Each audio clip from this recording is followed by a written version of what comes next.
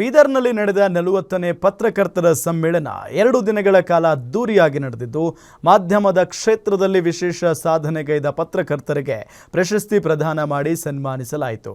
Guarantee news political bureau head Maruti Pavagada ಪ್ರಶಸ್ತಿಗೆ ಭಾಜನರಾಗಿದ್ದು ವಿಪಕ್ಷ ನಾಯಕ ಆರ್ ಅಶೋಕ್ ಹಾಗೂ ಅರಣ್ಯ ಸಚಿವ ಈಶ್ವರ್ ಖಂಡ್ರೆ ಪ್ರಶಸ್ತಿ ನೀಡಿ ಸನ್ಮಾನಿಸಿದರು.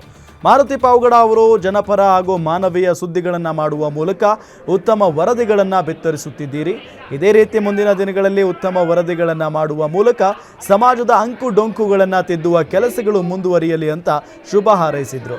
ಪ್ರಶಸ್ತಿ ಪ್ರದಾನ ಸಮಾರಂಭದಲ್ಲಿ ಸಭಾಪತಿ ಯುಟಿ ಖಾದರ್, ಶಾಸಕರು ಸೇರಿದಂತೆ ಹಲವು ಗಣ್ಯರು ಉಪಸ್ಥಿತರಿದ್ದರು.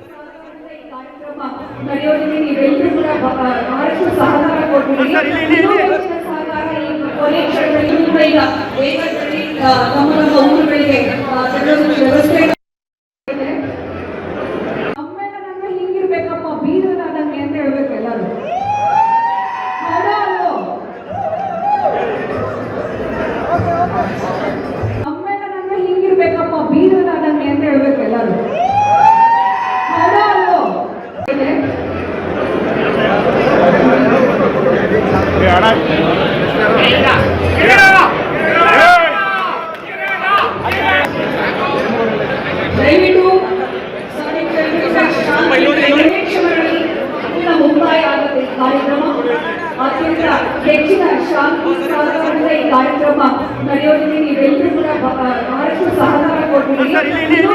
ಸಹಕಾರ ಈ ಕೊನೆ ಕ್ಷಣದಲ್ಲಿ ಈಗ ನಮ್ಮ ಊರುಗಳಿಗೆ